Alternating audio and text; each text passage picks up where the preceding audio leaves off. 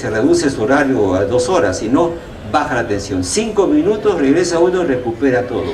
Centinelas de cuarteles, pilotos de avión, camioneros, 2 se turnan. Y entonces uno le presta atención a su laptop, a un libro, a una conversación o lo que fuera, con tiempos separados. Esa es una cosa. La segunda cosa es que, por lo tanto, el argumento de usted, hoy están preocupados por aprender esas cosas, afuera también, igual, pero leen. Y no hay el mito peruano que ya el libro ya fue. O sea que el argumento no es sólido, ¿eh? Perdonen por decirle eso, pero no se sostiene. Porque si solo hubiera modernidad informática en Lima, bueno, entonces los demás están con las cosas antiguas. No, están con los libros, por favor. Hay millones de libros que se editan y son obligatorios. ¿Saben ustedes que cuando un joven termina secundaria en los Estados Unidos, va al college? Alguno de ustedes ha estado, debe conocer. ¿Y en el college qué estudia? Que el college es una formación antes de entrar a la universidad. Estudian cómo se aprende a aprender. Y si no sabe hacer un paper, un ensayo bien articulado, no importa lo que diga, puede decir, Estados Unidos debe ser una monarquía, no tiene importancia. Yo le digo a mis alumnos, no califico opiniones, sino cómo articula eso. Y creo que es una monarquía por las siguientes razones. En primer lugar, en segundo lugar, por eso distribuí unos papelitos. Si no sabe hacer un paper, no entra a Harvard, aunque su padre es el hombre más rico del mundo, porque no puede seguir los estudios. Entonces, lo primero que se tiene que aprender es métodos. Entonces la respuesta es muy sencilla. Si un señor está cojo, ¿no sería bueno si tuviéramos una ciencia capaz, de repente después del ADN, que le crezca la pierna de nuevo? ¿No sería mejor que tuviera 2 piernas? ¿No les parece que es hora que repleguemos todos el error? Maestros, sociedad, políticos diciendo nos equivocamos. Hay que volver a tener más asignaturas que son fundamentales. Estas asignaturas que permiten, este es un texto, organización de párrafos y ideas de un texto. Amigos, esto es lo que estudia un muchacho de la edad de ustedes en este momento en España. No importa que diga el orden, organización de párrafos y ideas de un texto. ¿De dónde ha sacado eso Neira? De esto. ¿Qué es esto? Un libro que se llama Saber Escribir para todo el mundo. ¿Qué es saber escribir? Es saber razonar, poner un argumento detrás de otro, probar las cosas. Y esto, bájalo un poquito, primera idea, segunda idea, tercera idea y conclusión, se acabó. Para historia, economía, sociología, derecho, artes, para todo. 3 ideas juntas. Y esto estudian hoy, en este libro, y en toda Europa, y en todos los Estados Unidos. Les estoy hablando de una comunidad de 500 millones de habitantes, que es la Comunidad Europea, el primer mercado del mundo. Les estoy hablando de 350 millones de americanos. Les estoy hablando de 1.500 millones de chinos. Les estoy hablando de 1.200 millones de hindús. Les estoy hablando de Brasil, de México, Argentina y Chile que estudian esto. ¿Por qué ustedes no aprenden a organizar sus ideas? Porque eso les parece que es para los literatos. No es para los literatos, es para todo el mundo. Por eso les mostré. Estudie usted ciencia, arte o cine, debes saber hacer un texto. Porque escribir es saber pensar. Cuidado, esto es grave, esto es serio. La oralidad no nos hace pensar. El ser humano progresó cuando pasó del mundo del oral a lo escrito y a lo que puede leer. ¿Saben ustedes que hay 2000 culturas en la historia de la humanidad? 6 civilizaciones, solamente 6 pasaron al lenguaje escrito. Y hay un sector del cerebro que ustedes pueden consultar esta noche en Google, y vean ustedes si yo les estoy diciendo una tontería, ¿cierto?, que se llama el lóbulo temporal izquierdo, que va del ojo hasta el occipital, es como una salchicha. Y hay otro centro nervioso, se llama el centro de Broca. El centro de Broca se prende para todos cuando hablamos. el ser humano habla desde hace 300.000 años, desde el comienzo que apareció el Homo sapiens, hacía cosas, el Homo faber, escribe y lee desde hace 6.000 años. Y ese centro, repito, lóbulo temporal izquierdo, solo se prende cuando uno lee o cuando uno escribe, y coinciden con pensar, de modo que solo oralmente no están pensando, no son parte de los Homo sapiens, están hablando. Hablar no es pensar, porque pensar es organizar las cosas, es decir, yo pienso tal cosa, es repetir el silogismo de Aristóteles, todos los hombres son mortales, Sócrates es mortal, por lo tanto Sócrates morirá. La invención del silogismo que permitía anticipar. Malas noticias, porque de eso no me han escuchado a ustedes nunca hablar. Nadie, ustedes abren su computadora y miran un texto. Yo tengo 3 en mi casa, las manejo todo el tiempo y los libros. Nadie lee por ustedes, porque ustedes tienen una subjetividad, pueden tener una opinión, tienen un alma, un juicio. Esos son vectores de información como un periódico, pero lo ve usted en pantalla, un texto del comercio, o lo ve en el papel, no me importa. El tema es, ¿sabe usted discernir? Preguntarse, esta afirmación, este es un juicio principal, ¿qué está sosteniendo este editorialista? ¿Es cierto o no? ¿Es verdadero o es falso? ¿Es juicioso lo que dice o es imposible? Es ahí donde comienza nuestra humanidad. Y a mí me parece grave que quitaran literatura, porque nos quitaron también el idioma, no solamente la simbolización.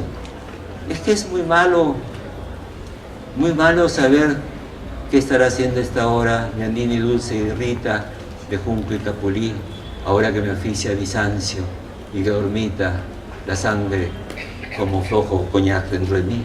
¿Qué les pasó? Vallejo, lo olvidaron. No leyeron las novelas peruanas, no han leído a Vargas Llosa. La literatura nos enriquece. Fíjese el valor simbólico cuando dice Vallejo, como ahora me oficia Bizancio, el provinciano Vallejo, ¿no? Del norte, de Santiago de Chuco, que era Bizancio.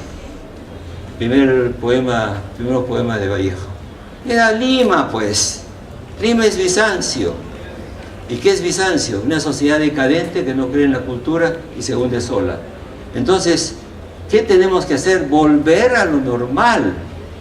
Lo normal es estudiar mucho en la escuela y al saber que el aprendizaje es difícil, que el aprendizaje no es natural, el aprendizaje es cultural. El gran error de los pedagogos peruanos es creer que la lectura era espontánea. No es espontánea. Si ustedes llevan un hijo suyo a China y no le enseñan la gramática china, hablará chino, nunca leerá y nunca escribirá. Llevarán un niño a Alemania, nunca aprenderá, porque eso tiene que aprenderlo con otro que se lo dé. Y ese otro es el maestro. Pero si el maestro no cree en la cultura, si el maestro no está cultivado, si no ama la cultura, creerá pues que los poetas son innecesarios. Yo he visto en la vieja Europa a los franceses musitar en el teatro los versos de Racine en el teatro. ¿Creen ustedes que los ingleses no conocen Shakespeare? ¿Creen que los norteamericanos no han leído la literatura inglesa? Pero ustedes no han leído sus poetas. ¿Qué escribió Toño Cisneros? ¿Quién de ustedes ha leído a Toño? Pobre, se murió, famoso, célebre, nadie lo leyó. Julio Ramón Ribeiro, nada. Los están engañando. El poder está en los libros, está en el conocimiento. No para que ustedes aprendan una ideología y otra. ¿Se han fijado que no he tocado ningún tema político? Para que ustedes sean libres de sus propios juicios y sean adultos. Porque la adultez quiere decir, yo pienso tal cosa por tal razón. Eso es fundamental.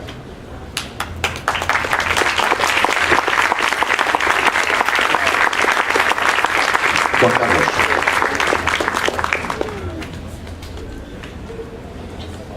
Buenas noches. Primero, agradecerle su presencia y segundo, que nos quite la venda de los ojos, que nos permita conocer un poco más de cómo es la realidad y qué es lo que debería ocurrir. En ese sentido, tengo un par de interrogantes, un par de consultas.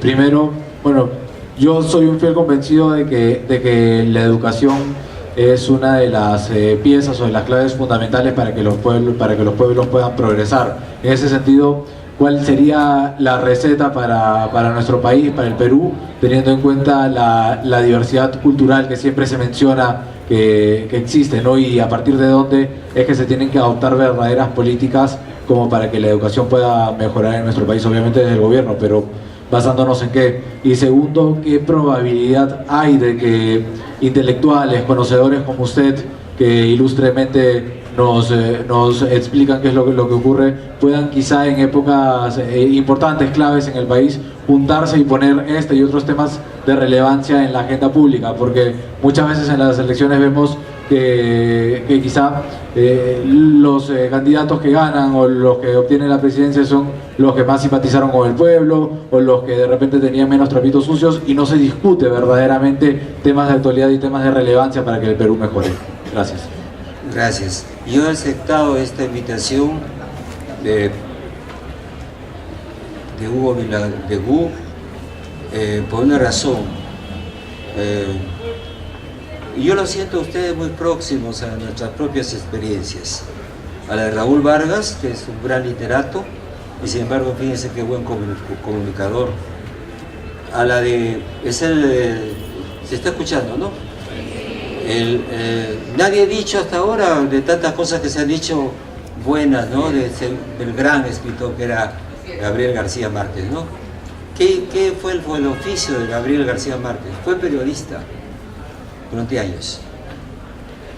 Yo le digo a veces a Ignacio, que está en primera fila, que fue director de comunicaciones cuando yo era director de la Biblioteca Nacional, lo mucho que en mi vida me había ayudado el periodismo. Yo fui periodista por trabajo. Cuando salí de la universidad encontré que aquello de ser profesor de historia era muy pobre y podía escribir. Y aprendí a escribir. Comencé a escribir en el diario Expreso. Era un diario que quería competir con la prensa y con el comercio. Tenía que escribir un artículo por día. En esa época las máquinas de escribir era terrible, ¿eh? Eso de escribir un artículo firmado por día, sabiendo que lo que sale en el papel no se puede retirar, y aprendí a escribir. ¿Cuánto me ha servido después de mi vida como historiador, como sociólogo, como analista político? Siempre me han dicho mis colegas europeos, ¿cómo escribes tan bien y tan rápido? Era el periodismo. María te decía que el periodismo es una carrera de velocidad. Entonces, ¿qué es un periodista? Y eso es muy importante. Es un generalista. Es una persona que tiene una capacidad, una flexibilidad mental para comprender cosas muy diversas y poder entenderlas. Y entonces, lo importante sería que ustedes tengan algún matiz, alguna formación en algo de historia, en algo, no a fondo, en algo de antropología, en algo de economía. Si no estoy introduciéndome en el campo del currículo mismo, pero es bueno que ustedes tengan diversas informaciones, no que tengan que ser economistas y antropólogos y todo junto, eso no existe, el todismo no existe, pero sí una, ¿cómo diríamos?, una iniciación a ciertas cosas, a ciertas disciplinas que son importantes, ¿no?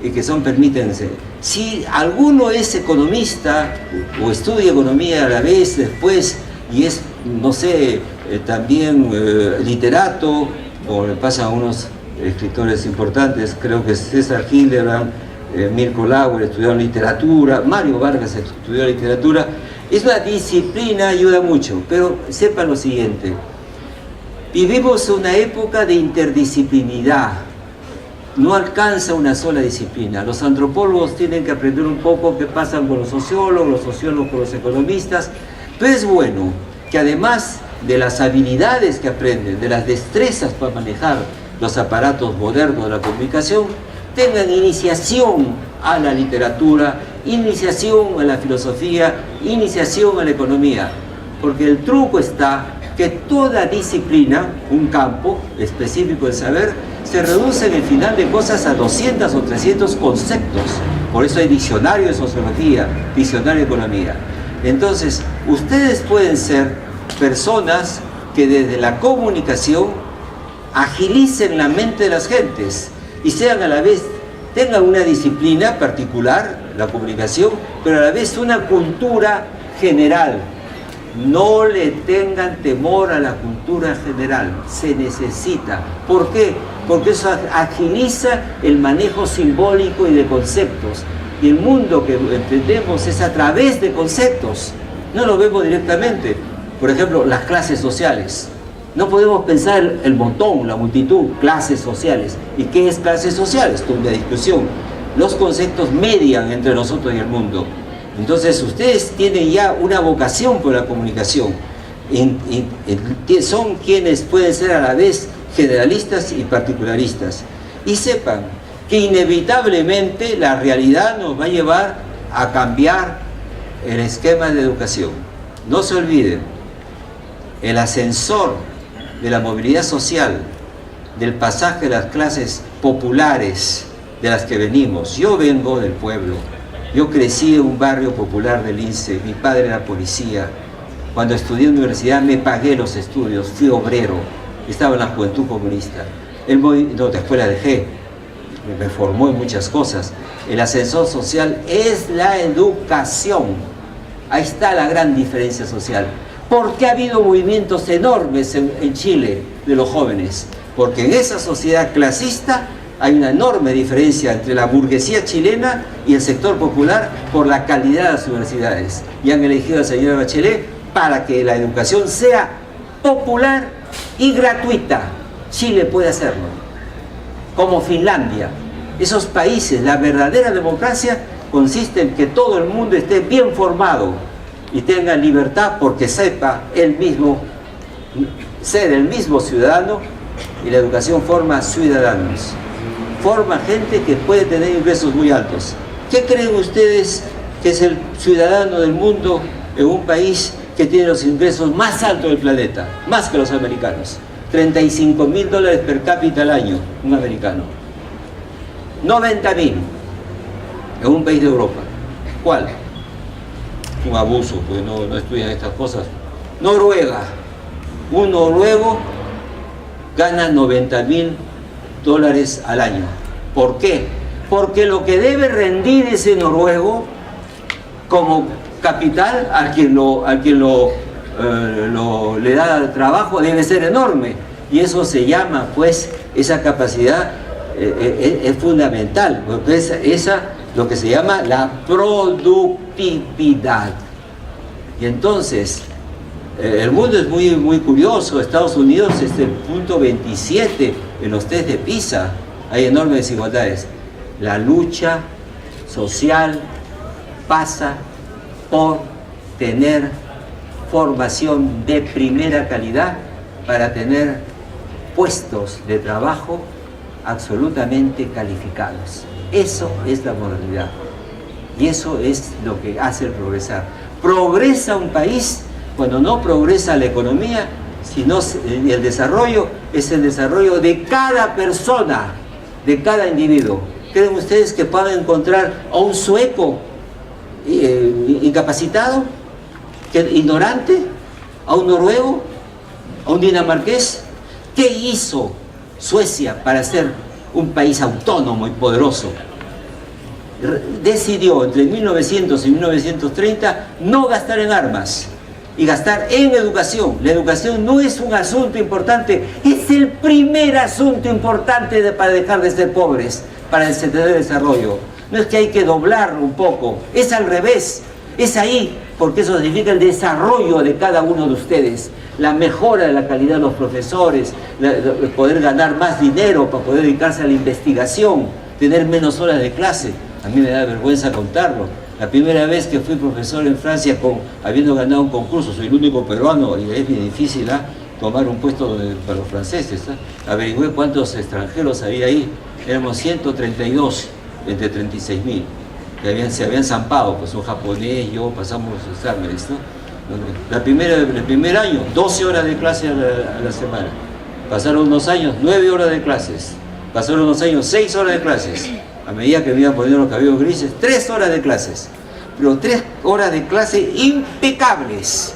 Cuando viene el viejito francés a dar una clase de Hegel, ¿no? Se sienta, es absolutamente la explicación en hora y media de quién diablos es el filósofo Hegel, cuáles son las líneas principales de sus ideas, qué hay que leer, y te da los trabajos, esos 40 años de trabajo. ¿Cómo se consigue? Las clases son una parte, la otra parte es el tiempo para preparar las clases y para investigar. Eso va unido, la investigación, a un reconocimiento en los salarios que se cuenta por la calidad. Esa es una revolución que se tiene que hacer en el campo también de la enseñanza. Entonces, por ahí está la liberación. Ya no es la tierra, ya no es la igualdad del indio, ya no es el imperialismo, hay muchos imperialismos en el mundo. ¿Qué es? Que sepamos que la importancia que tiene el libro. Porque el secreto del libro se lo guardan los ricos. Ellos sí leen y hacen creer a los demás que no es importante. No hay que caer en el cuento. Hay que revelarse. Abrir un libro es una rebelión. Fuerte abrazo.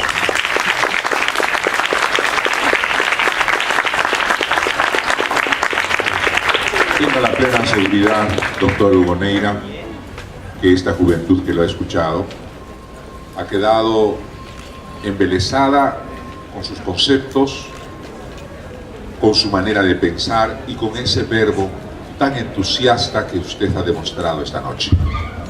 Tenga la plena seguridad que hemos quedado sensiblemente embrujados por esa magia que esta noche hemos escuchado de parte de usted. Muchas gracias por compartir con nosotros, con estos jóvenes ávidos de querer seguir sus huellas de periodista, de poder beber de ese verbo, de poder beber de ese conocimiento. Queridos jóvenes, seguí a Hugo Neira desde que tenía, creo que 12 años o 13 años. Lo leía a través del diario Correo. Sus columnas siempre las había leído. En un momento en que luego, en el año de 1968 y el año 1970, eran años muy luctuosos, terribles, era el tiempo del gobierno militar. Sin embargo, Hugo Neira mantenía esa independencia que solo él podía hacerla. Y tenía mucha destreza y muchas agallas para mantener esa independencia en un momento muy terrible para el país, porque todo el que se oponía, todo el que creía en Velasco, estaba a favor de la revolución, y el que no estaba a favor de la revolución estaba en contra de la revolución. Y venía un poco el macartismo, un macartismo no declarado, pero lo había en ese entonces. Por eso me gustaba leer a Hugo Neira en sus columnas diarias, ¿no? Diarias.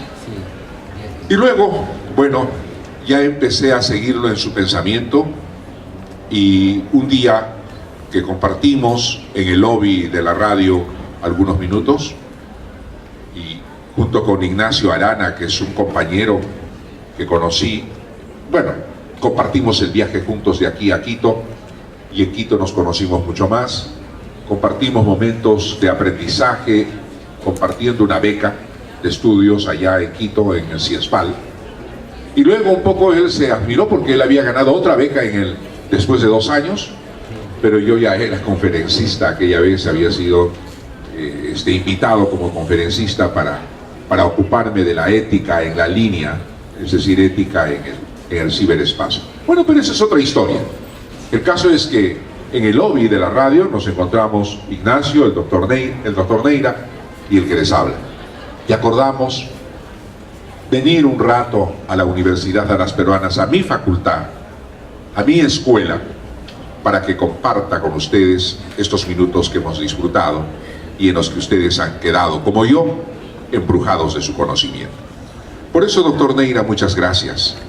Gracias por haber venido a esta universidad, y quiero anunciar a la juventud de la Universidad de las Peruanas, no solamente a la Escuela de Comunicaciones, que el doctor Neira me está dejando 3 de sus libros más didácticos que ya están totalmente agotados, referidos a la redacción del paper y a la redacción de la monografía, ¿no? Sí. De la monografía. Son 3 libros preciosos que el doctor Neira ha autorizado que el fondo editorial de la Universidad de las Peruanas lo reimprima. Nosotros con mucho gusto lo vamos a hacer para que sea distribuido gratuitamente en la Facultad de Ciencias de la Comunicación de nuestra universidad. Muchas gracias por esa gentileza, doctor Neira.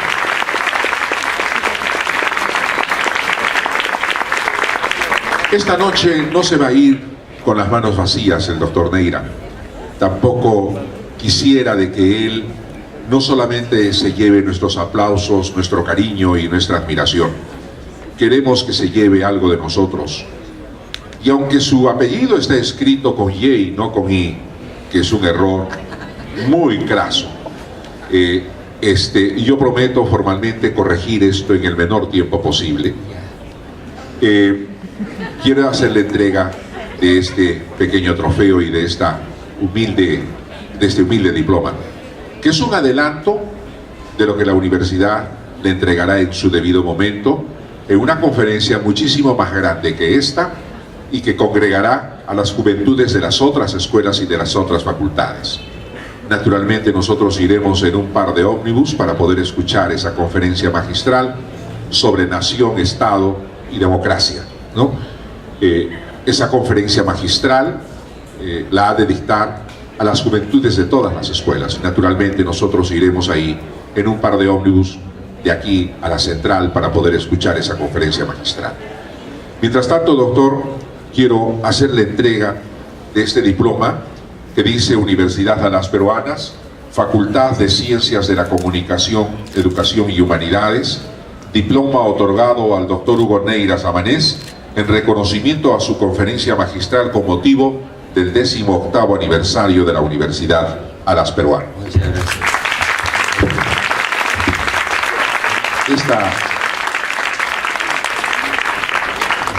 También quiero mostrarles acá el trofeo de nuestra universidad, que ha sido elaborado con motivo de los 18 años de nuestra universidad. El texto es el mismo, solo que aquí dice escritor, periodista y ensayista Hugo Neira Samanés. Le entregamos este trofeo, doctor, para que lo exhiba, ojalá en algún momento, en algún lugar. Yo sé que tiene usted muchísimos, pero quisiera que se lleve el recuerdo de nuestra universidad. No hay ningún problema. Está en el protocolo que pueden dar las gracias a las gracias.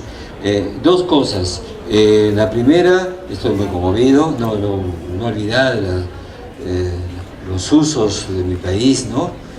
Que son tan gratos, ¿no es cierto? Y nada más que lo siguiente, en efecto, hace rato me obsesiona este problema de la carencia de métodos en el Perú, ¿no? Porque los métodos son los que nos ayudan a trabajar. Y cuando era director de la Biblioteca Nacional, la derrama, que estaba en oposición al gobierno que me había nombrado, un cargo de confianza del doctor García, bueno, acepté. No soy aprista, pero nunca fui antiaprista, es otra historia muy larga de contar. Fui comunista, fui velajista y no fui antiaprista. Hay varios, Carlos Franco, Max Hernández, etc.